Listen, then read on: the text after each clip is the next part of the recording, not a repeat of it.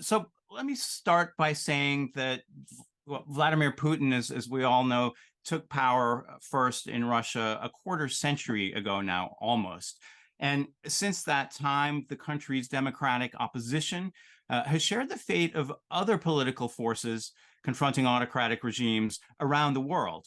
It's been marginalized, ostracized, and ultimately criminalized by an authoritarian government that successfully exploits the state to marginalize and push away its rivals. And also, like in many other countries, the Russian opposition has been riven by infighting. Now, of course, there are virtually no independent figures left in Russia in politics outside prison, thanks to the draconian repression that the Kremlin has ramped up since the launch of Putin's genocidal war against Ukraine last year. The opposition leaders, Yashin, Alexei Navalny, Vladimir Kara-Murza, and others are among the hundreds of political prisoners, if not more, who can realistically expect their freedom only after the end of Putinism. The political opposition now essentially exists abroad in exile, where it seems that some of its main groups are at war with each other as well as the Kremlin. So who are they? What are they doing to oppose Putin? How do they see the battle ahead? And what should Western governments be doing to help? If anybody can tell us that, it's the members of our stellar panel today. We are lucky to have them. Thank you so much for joining. I'd like to pose a general question first before getting into specifics about the opposition. I want to ask about the Kremlin's war against Ukraine, because that's the main challenge today. Outside Russia, the opposition is criticized for not doing enough to stop the conflict, or for not remaining in Russia to battle Putin. But as one commentator recently wrote about the opposition leaders of Russia, those, quote, who were once at the forefront of the fight against Putin now find themselves with less influence and visibility than the Ukrainian people, whom this fight should never have befallen, end quote. More broadly, there are also calls to reject all Russian culture, blame all Russian society, and see all Russian history as leading to the war, which I find almost the reverse of the kind of attitudes we saw about Russia in the 1990s. Then it was the failure to take history and political culture into account when the Soviet Union was seen as a blank slate for building a new democratic society. So maybe I'll start with you, Vladimir, and Yekaterina and Sergey, please follow up or jump in. How do you address the collective blame for the war, and how is that collective blame affecting the ability to counter Putin on the part of those who have actually led the battle against him for many years? Thank you, Greg, and it's a great pleasure to join such a distinguished company. I won't take too much of your time with introductory remarks. I would start by saying that there is a difference between collective responsibility and collective blame, collective guilt, because we will all the members of the Russian society, we will all bear collective responsibility, and no one will be able to escape that, because Russia will have to pay a price for all this immense damage that Putin is currently doing to Ukraine. And even those who opposed Putin, opposed the war. I mean, there is no precise calibration. All of this burden will be somehow shared between all of the citizens of Russia. However, all this discussion about collective blame and collective guilt is extremely counterproductive. I just returned from the Warsaw Security Forum, where we had exactly this. I mean, in Central and Eastern Europe, there's a very clear framing of that all Russians are bad, they have been perpetual imperialists, which is why they are all to blame. This is absolutely not true. And if we are seriously to discuss the origins of Putin's aggression and the attitude of Russian society, we should recall what happened 20 years ago in Russia. If you look at any opinion poll, like predominant attitude to Joseph Stalin was negative in the first Vladimir Putin's presidential term. Levada Center have a very good table with dynamics of this opinion polling on Stalin, 70% of the Russians 20 years ago had positive view of the United States of America, and 64% approved Putin's agreement and Rome Declaration with NATO about joint cooperation between Russia and NATO on global security issues. 57% of Russians wanted to join the European Union. That was the polling of 20 years ago. I think many people who want to blame Russians collectively, they overlook one very simple and very, very visible elephant in the room, which is propaganda. Why has public opinions changed in Russia? This is what I said in Warsaw to some of the speakers who have been attacking collectively the whole Russian society. I said, can you guarantee me that if you are being put in one room with only one television set for 23 years, this is almost the time that has passed since Putin took a last major independent TV channel, NTV, 23 years in one room with one television set. What are the chances that you, a very liberal, democratic, progressive person, would be repeating all these propaganda narratives after 23 years in the same room with the same TV set? I mean, there are basics of human psychology. The chances are predominant. So I think it is very wrong that many people in the free world actually succumb to this tribalistic temptation to blame all the Russians collectively for everything as perpetual imperialists, simply discounting the very evident factor of the influence of propaganda. So, as a matter of fact, I just released a huge video on my YouTube channel about the history of resistance to Putin since he raised to power 25 years ago, and resistance was there if you clearly examined what happened. I mean, actually, you will see that at certain moments, there was very thin line, which was separating Putin from major defeats. Only 13 mandates in 2011 separated the ruling United Russia Party from losing a simple parliamentary majority. You know, when we saw protests on Bolotnaya and Sakharova, 13 mandates, only 31,000 votes, far less than 1%, separated Alexei Navalny from a runoff in mayoral elections in Moscow in 2013. So as a matter of fact, to make a long story short, Russia did resist significantly, and we were at times only just like a millimeter away from the same things that happened in previous years in Georgia with the Rose Revolution, in Kiev with Orange Revolution and the first Maidan. So, I mean, there is ample evidence that we also resisted pretty much like everybody else. And this is actually from the Orange Revolution and later the Arab Spring that Putin have learned the lessons that the society will one of these days topple him, because people generally want freedom and democracy. And this is actually why, in response to these events, he built a system which currently puts Russia into 20 most repressive dictatorships on earth, along with Eritrea, North Korea, and others. In this society, you don't have any conditions for normal civic resistance because repressions are extreme.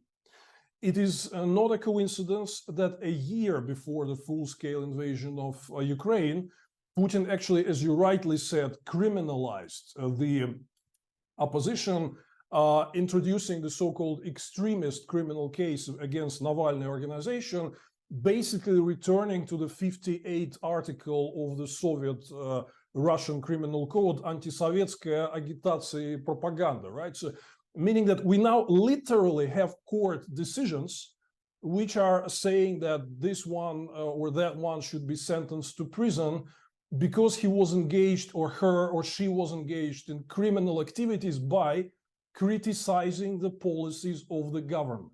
So that is criminalized now. Criticizing policies of the government is criminalized now, which is why, going back to what the opposition is doing, it is forced to operate in extreme conditions. And nonetheless, it is terribly successful in doing so and maintaining the beacon of resistance, because I would estimate, based on the data that we have, that combined audience of all these YouTube, Telegram, and other social media channels of the opposition inside Russia, inside the country now, is between 30 and 35 million unique viewers per month, of which between 10 and 15 million are permanent users and permanent, more or less permanent audience. That's a hell of a lot of people. We're not marginalized. We're breathing in the back of state propaganda. You can actually see Levada polls on social media and internet, and you will see that the audiences are comparable. The audiences of opposition channels on the web plus Telegram channels, whatever, versus the state television. Yeah, state television still is ahead, but we are comparable. And we actually have far bigger outreach now than all these voices of the Western countries, Voice of America, Radio Liberty, Deutsche Welle, had in the 70s and the 80s during the Cold War. That is very important, and we continue to significantly influence public opinion. Because at the beginning of the full-scale invasion, the solid unconditional support for Putin's invasion among Russians, according to the same Levada, was 53% at peak. It is now around 40%. And more people now favor peace negotiations over 50%, as opposed to a continuation of the war. It is not to say that this is only us who influence the public opinion, but we do have significant following, significant viewership. And it was for a reason that Putin tried to destroy the opposition before invading Ukraine, because he understood that if we were allowed to operate as normal, there would be a massive anti-war movement, like you saw in 2014 after the first invasion into Crimea and Donbass, when we had Russia's biggest cities being marched by tens of thousands of people with Ukrainian flags. So he's clearly afraid of that. So Putin tried to kill us. He failed. We still maintain influence. We have significant audiences inside the country, and they're actually growing over time. So we will continue the fight, and Putin's attempt to shut us down completely have failed miserably. I'll stop here because I think it's important to appreciate what we're really doing and what kind of influence we actually have, because there's too much discussion in the West that we're like nobodies who have zero influence. That is just not true. Thank you, Vladimir. I want to get back to the question of reaching audiences inside Russia. But first, I'd like to ask Sergey and Ekaterina if you have anything to add or dispute about the role of collective blame on the effect on the opposition. Ekaterina? Yeah. Thank you. I think Vladimir has said quite enough about this topic. I don't think that after a year and a half of the war, we need to really go into to spend too much time discussing this. Luckily for us, European intellectuals have developed this concept, this problem, so we may rely on their intellectual findings. Collective guilt is part of the concept that is called genocidal thinking. Every genocide, every ethnic cleansing, every chauvinistic activity is based on the concept of collective guilt. Here, that is quite clear. Collective responsibility, on the other hand, is a social fact. If you belong to a community, you share its fate, whether you would or no. That is also self-evident. I really don't see that there's much to discuss here. We are in the active phase of a full-scale war when none of us are quite our normal selves. People will say all kinds of things during such periods. If you will go back to, for example, the years preceding the First World War, and during the First World War, of course, you will see what the European nations wrote and sang and rhymed about each other. You will be amazed, if you haven't been yet, by the intensity of these chauvinistic passions. A year or two after the end of the war, the same people are very much surprised when you remind them of the things they have said and written during the, as I said, the active phase. It happens to humanity. Sergey? Yeah, Nasmina, thank you very much for inviting me here. And I share Ekaterina's view and Vladimir's initial remarks on collective guilt and collective responsibility. And I believe that it is a very destructive topic at the moment.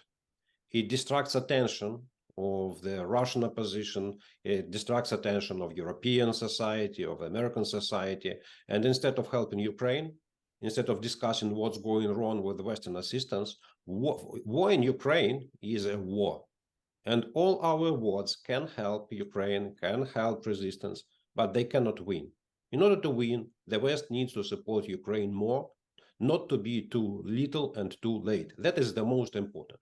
And discussing, oh, those Russians, they are terrible, you have so terrible historical heritage. Okay, if we rely on the heritage, Germany or South Korea should not be members of the Western community today, if we rely on the heritage of history. Yeah, and if we compare, if you look on the European history in the 20th century, in fact, there was only one case of the political dictatorship that is comparable to today's Putinism is Germany in 1930s, 1940s.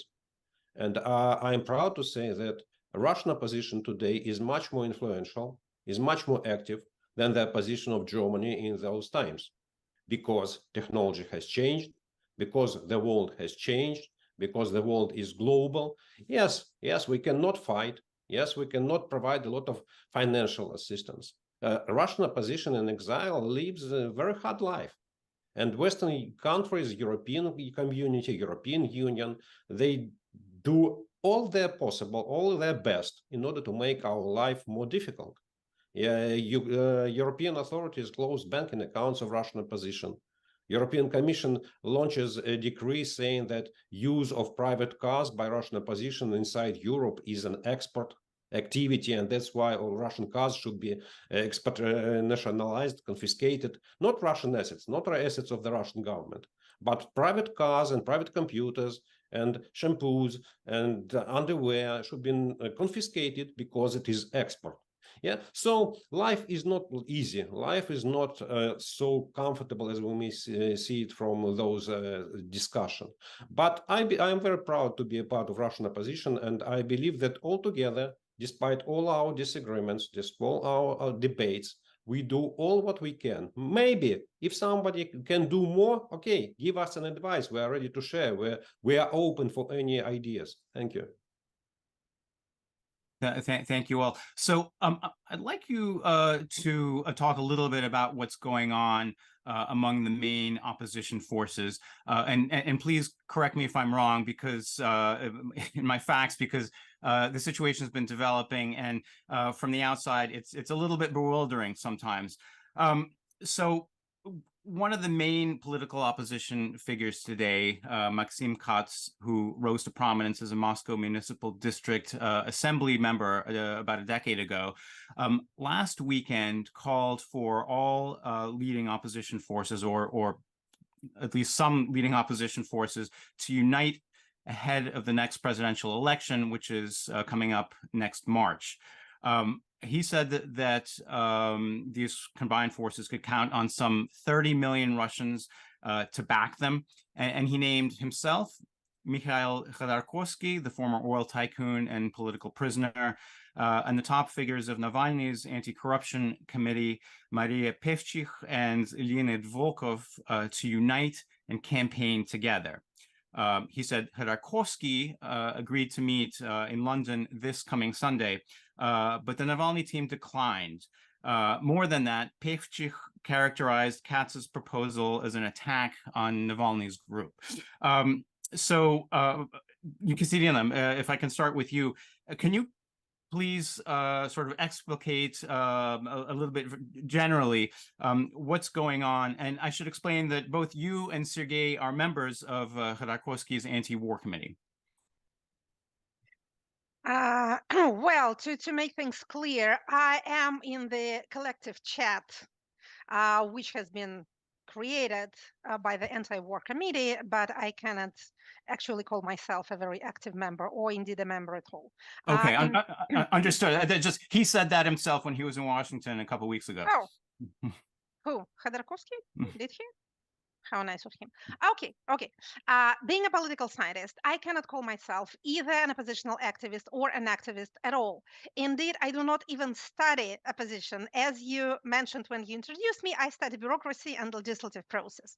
So what, again, strikes me as important, besides the personalities you have mentioned, is the following fact.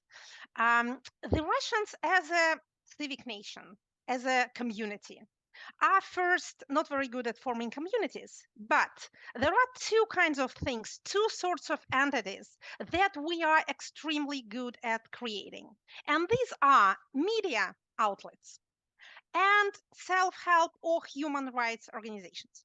This has been rather a historical tradition with us. We do not create political structures that well because Russians don't generally see the sense of, for example, creating a political party. But we are brilliant at doing media. Russian media are absolutely indestructible. You see how persistently the state tries to prosecute free thought and free expression, but new media are being created, as the Russian expression is, na kolenke, on your knee, almost immediately, and they produce high quality, courageous journalism. Also, we have a very long tradition of human rights defense. The dissidents of Soviet Union or human rights and NGO organizations of the post-Soviet period had moral authority, experience, and they were surprisingly effective given the environment that they had to operate in.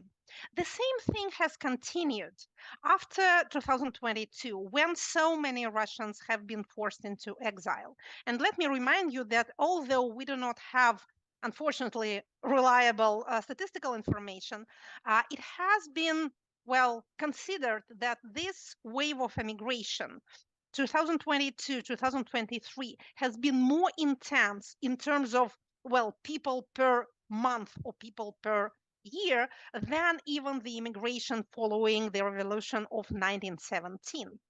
Between 1917 and 1922, when the Soviet regime started to close its borders in good earnest, more people numerically immigrated. But in terms of intensity, we are dealing with an even more, again, speedy exodus of the people. And these people have managed to recreate or create new structures of, as I said, information, journalism, and self-help and human rights defense in the immigration. So I would not overestimate the degree of infighting, as you called it, in this Russian anti-war community, to put it in more general terms. Because when we call it opposition, it kind of leads our imagination in the wrong direction. Opposition means political structure or structures fighting for power or for political representation, mostly, although not exclusively, by electoral means. Of course, that is impossible either inside of Russia or outside of the country for self-evident reason. So I think we'd better be talking about an anti-war community. So coming back to the infighting in question, I would not overestimate its importance. Life is not concentrated solely on Twitter, or how should we call it now? X? Or whatever, X platform. I'm not on Twitter myself, so maybe I'm just missing all that is important in life. But once there is a common goal, like recently there was a big activity for a fundraising activity for collecting money for political prisoners and their families. And there we have seen how Navalny's people and Maxim Katz, whom you mentioned, and many, many others, public speakers and journalists participated in this together. They were in the same studio. So nothing prevented them from this collective action because they have seen the purpose. There was a very concrete and understandable goal. So unity is produced by this common goal, not by the idea that to unite would be a good thing to do. So it doesn't matter much who said what to whom on Twitter. This very discussion has originated because the presidential campaign is drawing close. And as we understand the nature of authoritarian elections, we know that this is the period when the system is at its most vulnerable. So some sort of course of action has to be figured out. It hasn't been figured out yet. And again, for all the public loudness of this discussion, it is not yet a discussion. Both sides, as I understand them, are saying basically the same thing. We need to find a course of action, but we haven't found it yet. Only what Maxim is saying is that let's all collect together let's gather in London, and then we will figure out what to do. And what Navalny's people are saying is that we are doing our own research, and once we have enough information and once we have made our analysis, we will come up with some sort of plan. Thank you, Vladimir. I can see you'd like to say something, but I want to ask you, as a close Navalny ally and somebody who has been saying quite a lot over the past week about what's been going on. Agree, disagree? Can you characterize what's going on? I agree with a lot of what Ekaterina had said, and generally, I would try to explain to the Westerners in some very short number of sentences what's going on with this so-called infighting between the Russian opposition. I understand that it's a sort of a sexy, sensational topic, makes good headlines. Russian opposition is fighting each other again. But in reality, the most relevant comparison is the global debate on climate change. We have something that is exactly reminiscent of what happens with the climate change debate. You have 97% of scientists who agree that climate change is caused by humans, but you have 3% who disagree, profoundly write papers, scientific research on that, and so on. This 3% has been given a disproportional representation, Google false balance or both sidesism, when journalists, just for the sake of creating a debate, because people are interested in a debate, artificially elevate this 3% of climate change denying scientists, making it look like, oh, there is a debate going on in scientific community about climate change. Well, in reality, it was not. Before Russia ratified Kyoto Protocol in 2004, we had this guy, Yuri Israel, from the Academy of Sciences, who was like all over the place saying that, no, it's not proven that humans cause global warming. Pretty much the same as Maxim Katz today. Maxim Katz only served as a local deputy in Moscow for 1 5-year term. We have like hundreds of these people in the opposition who served multiple terms, were chairman of local city councils, were member of regional parliaments, and so on. None of them is given such a proportional coverage as Maxim Katz for some reason. Most of nearly all of Maxim Katz's activities in politics have been a spectacular failure, each and every involvement he had. Particularly the last thing was the constitutional referendum on 2020, which was a spectacular failure. But somehow Maxim Katz is given this disproportional coverage simply because some people want to create this sort of artificial debate that actually we have such a profound disagreements that we cannot go on. Yes, we can go on. We're doing a lot of important things. We work with the Russian audience and are successfully broadcasting, and Maxim Katz is welcome on concentrating on that positive and fruitful activity and not trying to bite and kick the colleagues in the democratic opposition forces. We work a lot with Western governments trying to calibrate the sanctions, making them more effective. And there is a lot more of positive activity. I think our real big problem is that we are somehow undersold, because we are doing a lot of good and useful stuff. But again, we just had these discussions at the Warsaw Security Forum. People are unaware of it often, and this is our fault. So the problem is not that we are infighting, but the problem is that we do not actually explain to many audiences in the West in what productive, useful activity we are involved in a daily basis and what are the results. And listen, I had these conversations many, many times. I just cannot understand why you, people in Europe and America, want to create a one single democratic KPSS, the Communist Party of the Soviet Union. So we have one presidium, where we have a democratic Brezhnev, democratic Suslov, democratic Chernenko, and a democratic Lenin portrait behind our backs, and we stand like, applauding and voting 100% unanimously. Why do you want to do that? European Union has a motto called United in Diversity. That's the official motto of the European Union. They have 27 countries, member states, which bitterly argue between themselves on most important policy issues, and you can see it daily. Does it make European Union a failure? No. I had a dinner 4 months ago in Madrid with one of the leaders of Venezuelan opposition, Leopoldo Lopez, and he complained to me about the same thing. He said, for some reason, Westerners want all us Venezuelans to join one big united KPSS. We don't want to do that. We want to concentrate on whatever positive activities we're focused on, deliver the results. It takes a lot of flexibility. Sometimes it takes being, separated into different groups, which all focused on important things that are key for their activity. It's called division of labor, something on which the modern civilization, as we know it, has been built. So I suggest that, I think this topic of infighting divisions, it's, so much oversold. There's really very little happening in reality substantively. And if you just do not try to play this false balance and elevate this 3% of climate change deniers, then you'll see what the real picture is.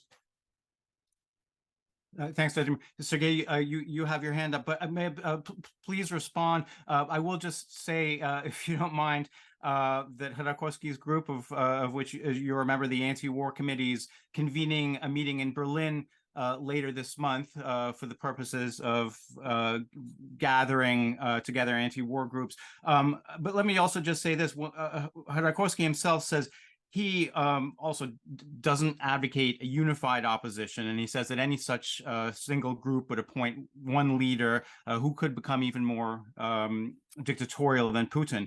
Khodorkovsky and others say they want a coalition instead to represent various groups and voices that would form the foundation in the future, hopefully, of a parliamentary system in Europe.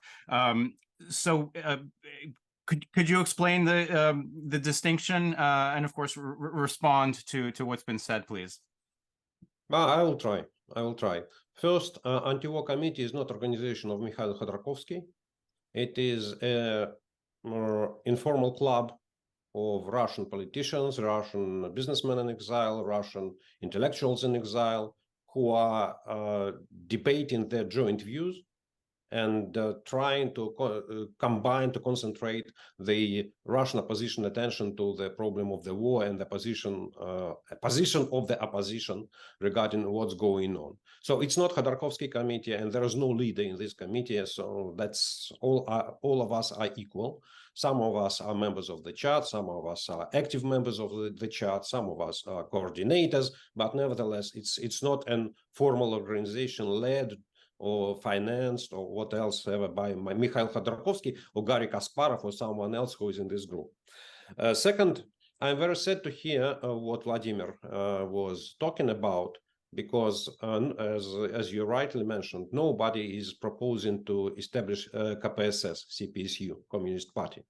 And nobody proposed to unify a position in one group, one organization, or to establish the joint program. And I want to remind Vladimir a story. Something like 13 years ago, maybe 14 years ago, 2009, there were 4 political leaders of opposition in Russia: Boris Nemtsov, Mikhail Kasyanov, Vladimir Ryzhkov, and Vladimir Milov. And all of them were fighting one with another because for the popularity. None of them was able to participate in elections. None of them was able to raise any public support. Nevertheless, all their time they spent on fighting one against another.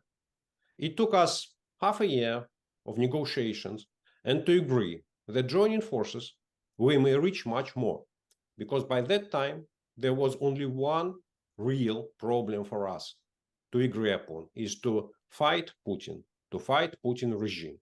And that is the only one goal that is really in front of us. Those 4 leaders signed an agreement established a political organization named Parnas.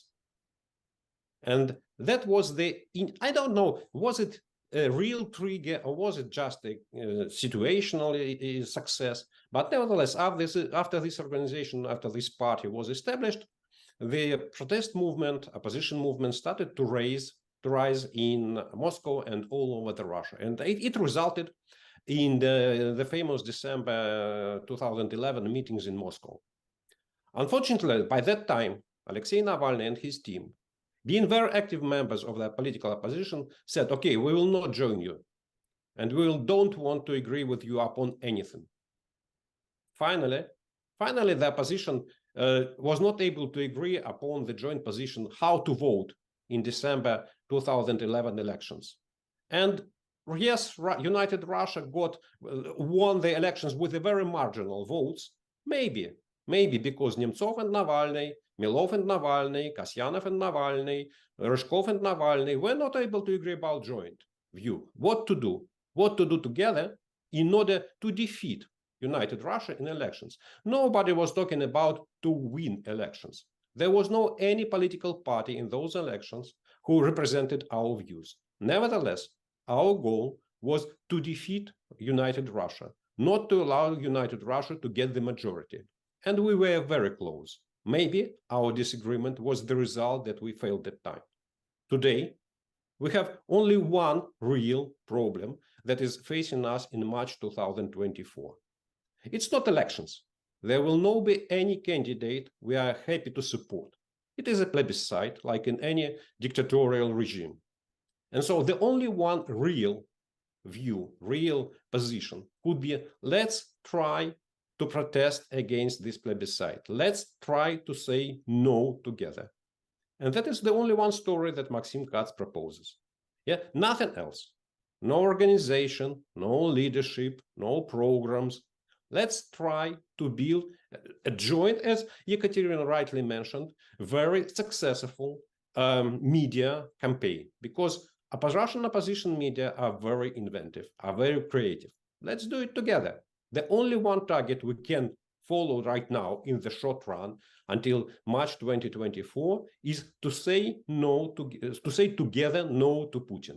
Nothing else. I don't understand why Milov, Volkov, Pievchik says, no, it's a bad policy. It's a bad policy. I don't know what is good policy. If saying no to Putin is a bad policy, means saying yes is a good policy. That's it. Vladimir, why not unite, not over a political organization or political goals, but just to oppose the war, oppose Putin? First, I have to remind that everything that Sergei said about the Parnas story and what happened 10, 15 years ago was wrong. It was exactly the opposite, because we had a decade of attempts to create all these united opposition forces, Committee 2008, the Other Russia, United Civic Front, Solidarity. Parnas was just a name on the list, in this very long list of attempts to build the same united opposition that Sergei is talking. It all failed miserably, because 95% of the time was spent on internal fighting on who occupies which chair. Like Boris Nikolaevich Yeltsin used to say, "Не так сели." Stepashin is the first deputy chairman of the cabinet of ministers. You remember that story, right? But then everything changed because Alexei Navalny came. And he ended that, and he built a more modern political organization with new faces and with significant dynamics that did not exist in the past decade. And he launched this successful campaign, Vote for Any Party Except United Russia, in 2011. And then were the protests. The protests were not because of Parnas.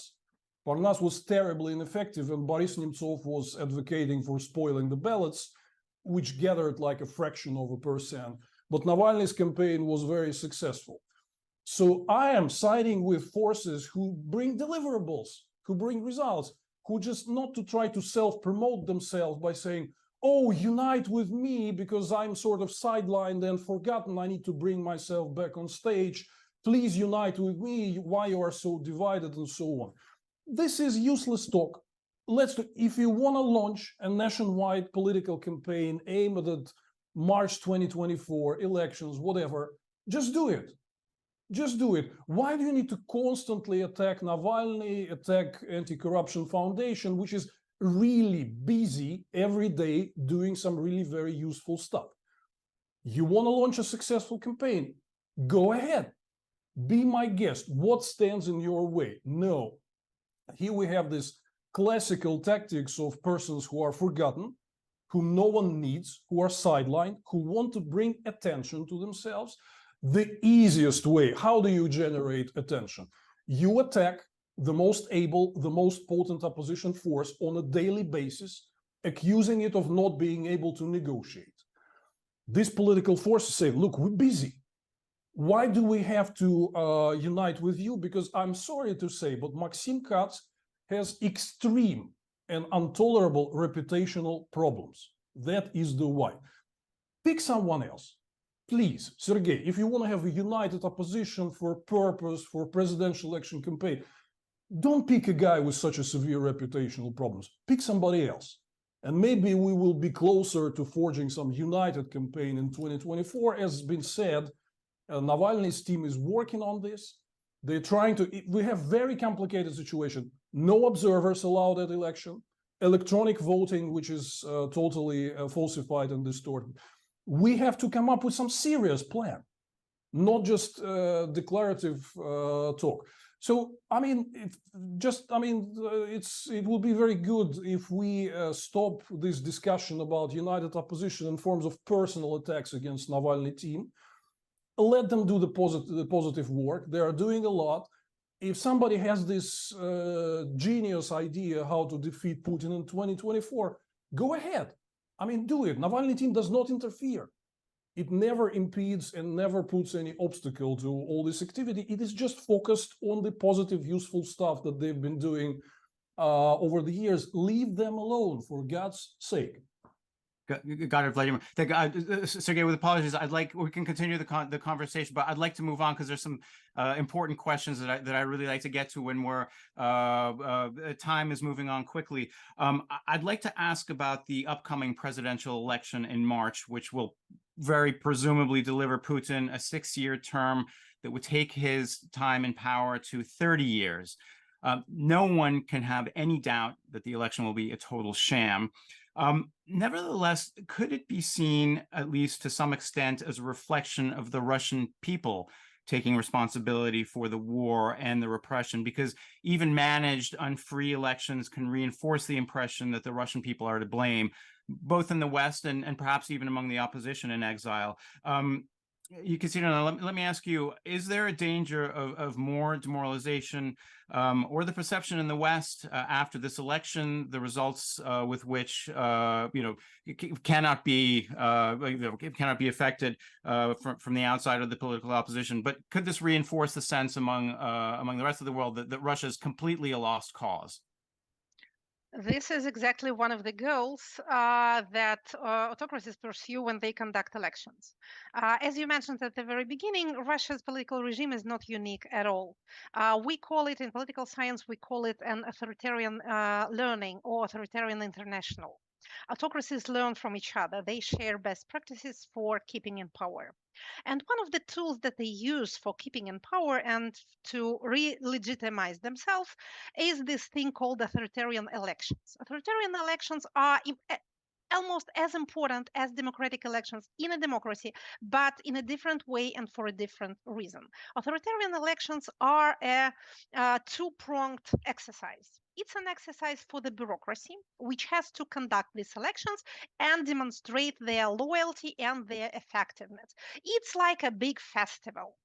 Everyone is engaged. Regional administrations, local administrations, federal political management, anti-extremist bodies in the Ministry of the Interior, the FSB, the loyalistic media, everyone. So this event, this campaign has to be conducted in a certain manner, decently, orderly, and without visible scandals. So this is the bureaucratic exercise. The bureaucrats demonstrate what they are there for. And more specifically, regional governors bring a required number of votes to Moscow thus justifying their positions as regional governors. The second exercise is for the people, and this in turn is divided into two tasks. For the so-called administratively dependent electorate, people working for the state, directly or indirectly, the task is to turn out and vote. They need to go and cast the ballot in an administratively approved manner. It's the business of the heads of industries, as well as of the regional governors, to ensure that their people, their staff, are doing what they're supposed to do. And all the rest, and the rest is a majority. The majority is never voting. The majority has to stay at home. So any other people except this administratively dependent electorate, or in polling terms, a loyalistic core, they have to stay at home. They have to be divided, demoralized. They have to, well, fail repeatedly to see any sense, any meaning in engaging in this electoral exercise. So once those two goals are met, you have successful authoritarian elections. You re-establish your legitimacy. You show to the world that your people are loyal, even if passively loyal, that they kind of agree, they accept these results with the full knowledge that there are falsifications. People know about falsifications. But the reasoning, the desired reasoning is this. On the morning after the elections, you are told that the incumbent received 85% of votes. And you as a citizen think, well, maybe it was not 85. Maybe they kind of painted something. But of course, it was more than 50. Sometimes it goes wrong. How can authoritarian elections go wrong? We have seen in 2020 in Belarus. When you hear this declared result of 85% in favor of incumbent, but then you think, no, it was not 85, it was actually only 3, then your autocracy is in trouble. We have seen regime collapse in Belarus. The status quo was defended only by direct interference of a big Eastern neighbor. Can the same thing happen in Russia in 2024? Well, there is a well-known saying that in democratic elections, the results are unpredictable, but consequences are predictable. And in autocracies, it's the other way around. Results are predictable, but consequences are not. So it is not impossible that election campaign can trigger some sort of, well, different types of consequences. Maybe the bureaucracy will not be that enthusiastic. Maybe there will be protests during elections and after elections. Maybe this widespread, this diffuse dissatisfaction will be converted into some form of political behavior. It is not impossible. It doesn't seem very likely from the point we're currently in. Speaking of opposition, any sort of mutual or divided activity can only be aimed at attempting to achieve this conversion of diffuse dissatisfaction into some sort of political activity. That will demonstrate both to Russians and to the outside world that the president is not so popular as he declares himself to be.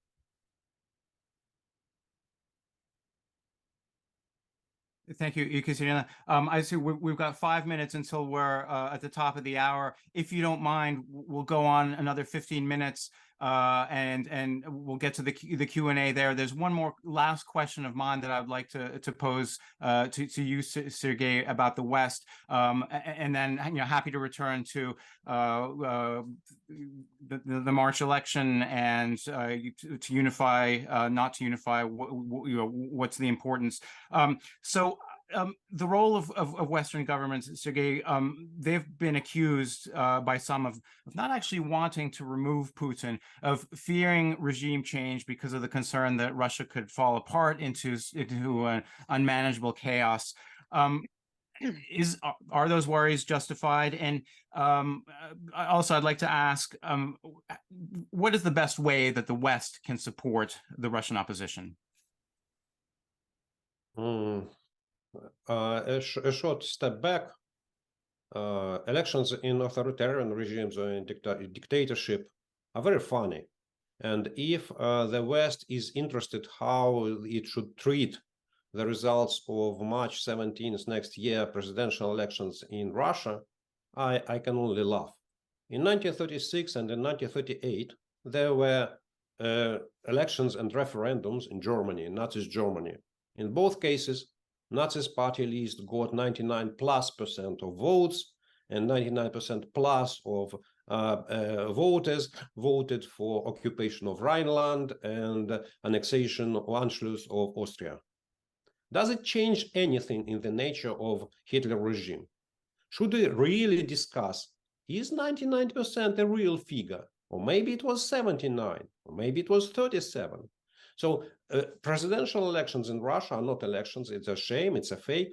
And if the West is really believe that any number Putin will get there, 75% or 85% is a real number, that means the West does not understand anything in what's going on in Russia and what is Putin's regime. So that's, I think it's better to forget about those numbers. What the West can do? The West can do only one thing. The West can help Ukraine. Because today, Putin's popularity is based on its rather successful war in Ukraine. At least Russia propaganda is able to deliver a message. Okay, Russian army is successful. We got a big chunk of Ukrainian territory. We have annexed 4 regions. We continue our offensive. Ukrainians are failing. The West is collapsing. United States stop supporting Ukraine. That means Ukraine is alone. Okay, victory is very close. So that's it. It's very simple. Yes, of course, it's very important for Russian opposition if European Commission will review its stupid decisions about private cars and private PCs, private Macs, and so on. Yes, it will be helpful. It will be very helpful if European Commission will review its rules together with European central banks on banking accounts for Russian in exile. Yes, it will be very helpful. It will be very helpful if European Commission will discuss and agree upon something like the nonsense passport for Belarusian refugees or Russian refugees who will not be able to renew their passports, because without passports you cannot survive in the modern world. Yes, it will be very helpful for the normal life of Russians in exile, of Belarusians in exile. But it will not help to remove Putin.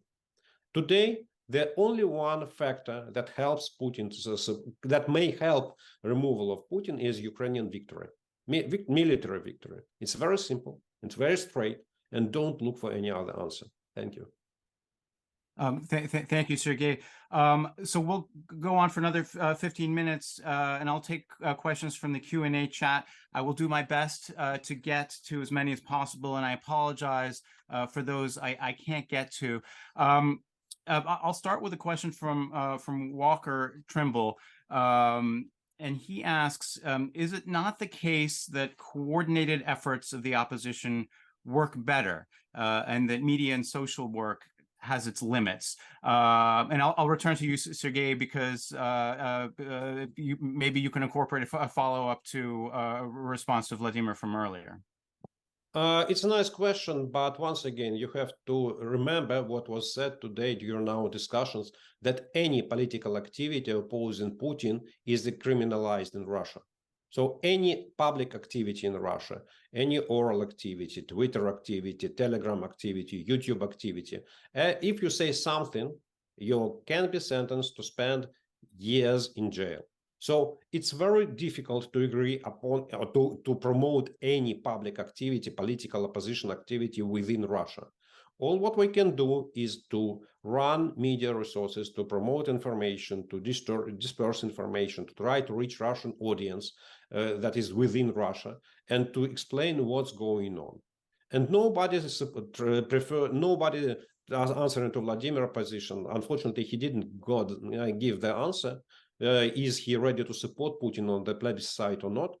And nobody, including myself, was not ready to elect Maxim Katz as a political leader. I named an idea.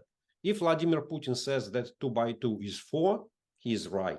If Maxim Katz says, let's vote no on plebiscite, okay, it's a good idea. I support idea, it's not a problem. It's if Navalny, if Volkov, if Pevchik will say, okay, let's do it, let's do it.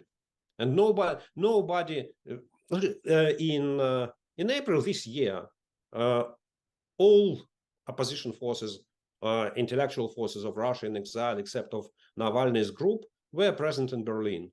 And they signed a joint declaration. We do not fight one to another. And we keep our promise. Nobody is fighting Navalny. Nobody is fighting FBK. Guys, do your job. Be happy.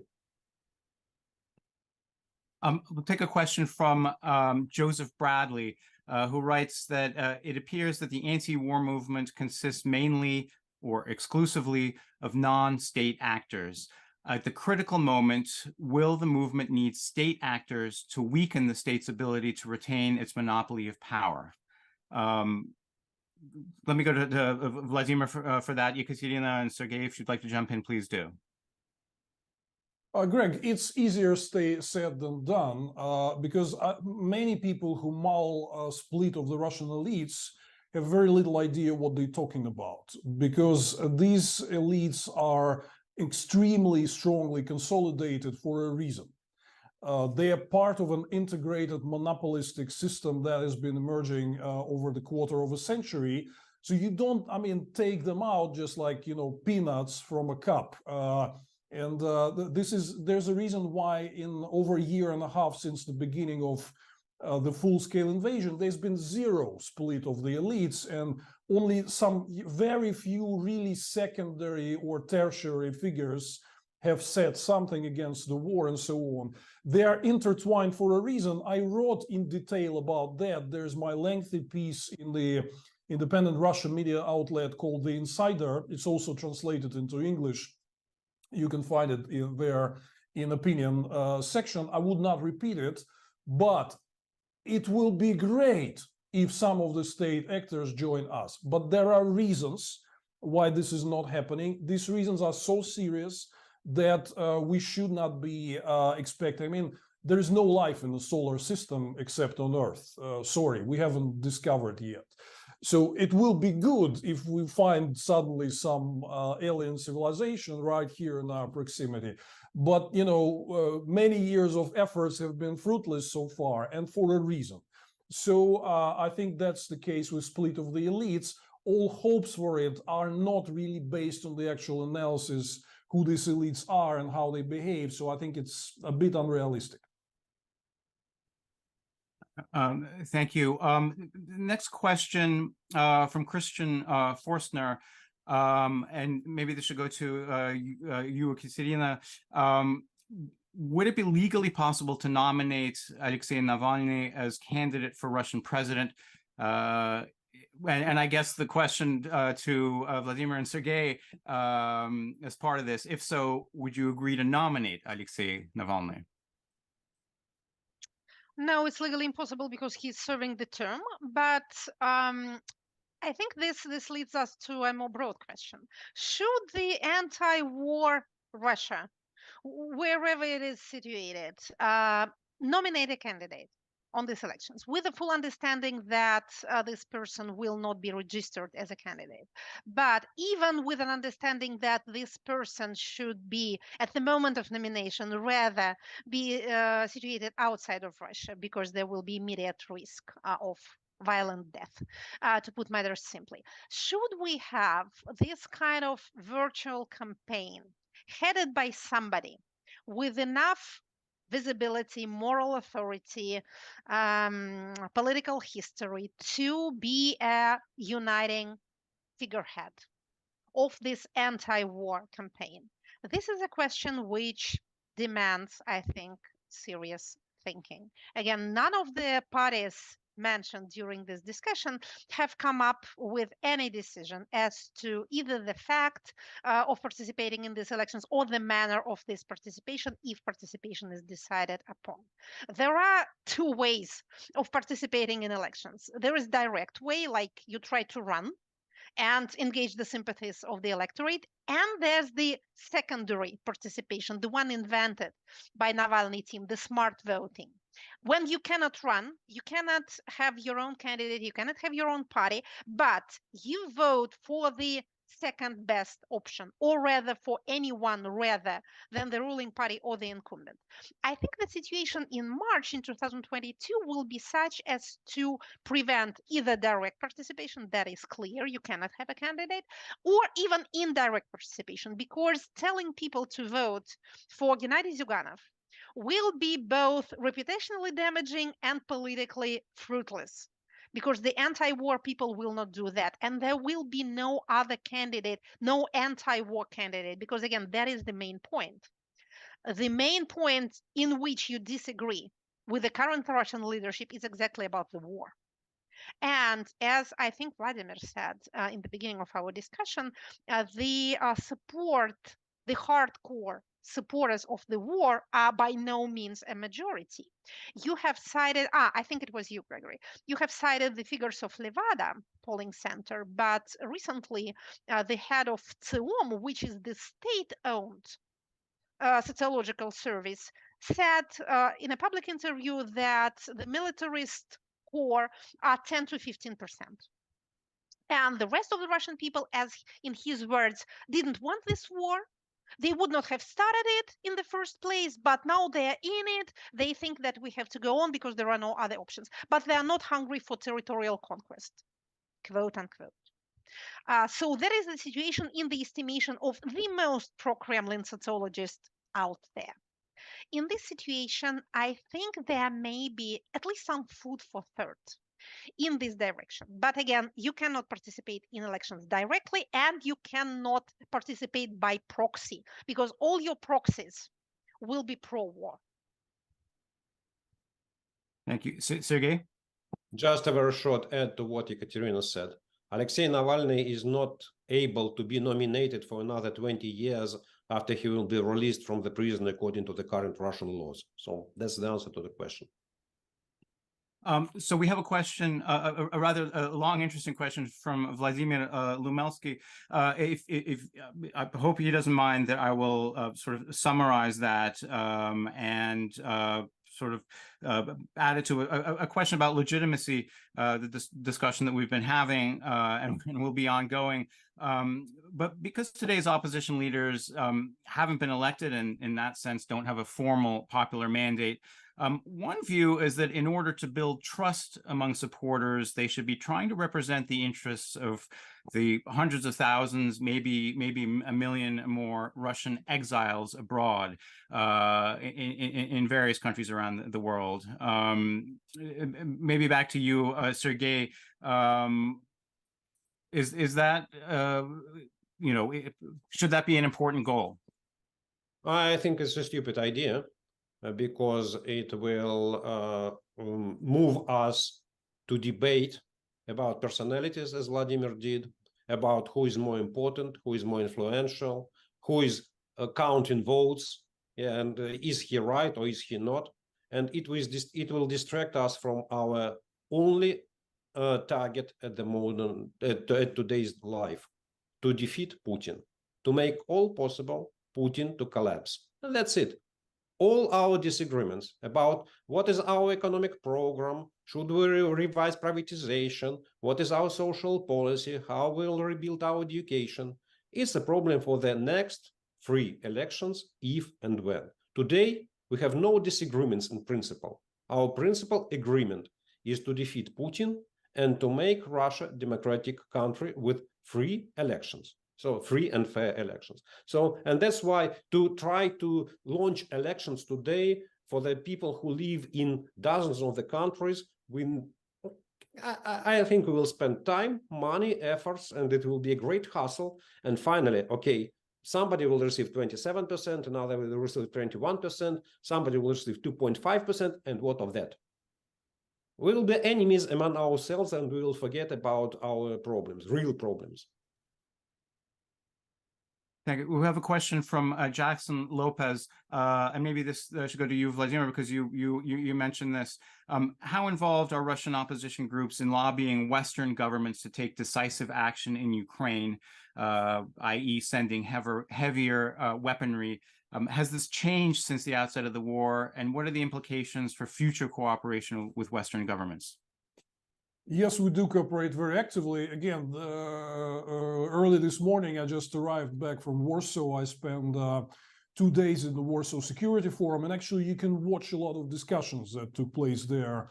The open, not classified part of the forum is on YouTube. And we have been, Russian opposition have been actively lobbying for broader support of Ukraine and tougher sanctions against Putin even before the full-scale invasion. And when Putin invaded and the West needed to take tough action against him, actually it was a lot of our recommendations which were sleeping and sort of left motionless for some time that were taken as a blueprint for swift action. So yes, we continue to greatly contribute for that. And there'll be more. I mean, I'm going to Riga conference, Halifax International Security Forum, Washington, D.C. in the coming weeks, in Brussels and so on. So yes, we're very actively involved in that. And since the beginning of the war, it had only accelerated, and the West even, more began to ask more frequently for our opinion on how do sanctions work and so on. So we're actively engaged in that. Thank you. Lots of questions. I will ask one final question, and maybe go to you. You can see it on the first. If you can say what's being done to help political prisoners inside Russia, and how important for the entire opposition movement is it to keep them on the Western agenda? You're muted. Okay, sorry. I hope you can hear me now. Yes, it's a very good question, and it points at a very important issue. Cynically speaking, political prisoners are every dissident movement's political capital. They have moral authority like no other people can possibly have. We have, again, we would very much like to do without this sort of political and moral capital, but we're getting more and more of it. Bright and brilliant people are behind the bars. We are still fortunate, if there can be anything fortunate in this situation, in the fact that they have opportunities to communicate with the outside world.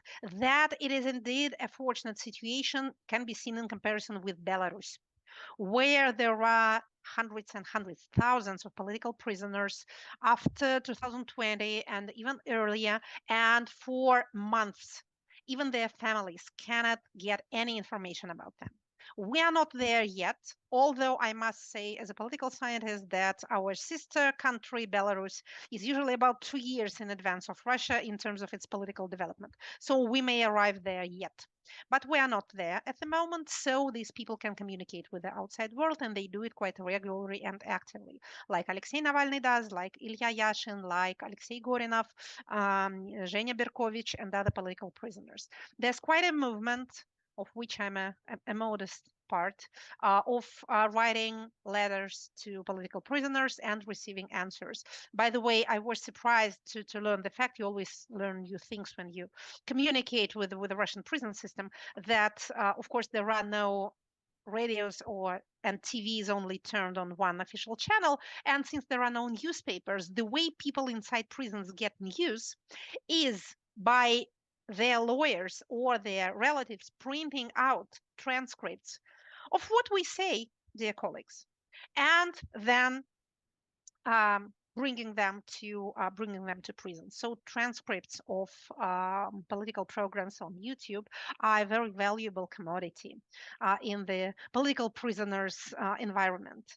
I try not to think about it when I do speak, because it will freeze the tongue of the most talkative person when you think that whatever you say will be read in a prison cell. But that seems to be the fact. So may we continue, may we keep this very thin and tremulous communication lines while they are available for us. And political history tells us that political prisoners usually get liberated at the first stage of any regime transfer, even if we have a successor who inherits after an autocrat is dead. Even this successor, like it was in case of Uzbekistan quite recently, announces some sort of liberalization, and there is usually an amnesty, and some people get to go free. So the West needs to remember it always. I understand, and here we are treading on brittle ground, but I understand there is some talk of an exchange. The key figures of Russian anti-war movement like Alexei Navalny or Ilya Yashin will probably not agree to be part of this exchange. But if something along these lines happens, we can only cross our fingers and hope for the best and hope that as many people as possible will be freed. So whenever there's any semblance of regime change or even regime transformation, the West, the international community in general, should by no means forget that the first demand before any sort of talk is started with again, let it be Mishustin or Sobyanin who may inherit now the Russian presidency. Before anything else, the release of political prisoners should be 0.0, not even 0.1 of any communication, of any agreement, of any talks at all. Thank you for that. And of course, there's also Vladimir Karamurza, who issued a very interesting letter from prison last week that I wish we had time to talk about, but we will have to leave it there. I hope we will continue the conversation. Thank you all for really a terrific, fascinating, important discussion. And thanks to everybody joining in the audience, and thank you for your terrific questions. Also, thanks to the U.S. Institute of Peace and to American Purpose for joining the Institute of Current World Affairs for this panel.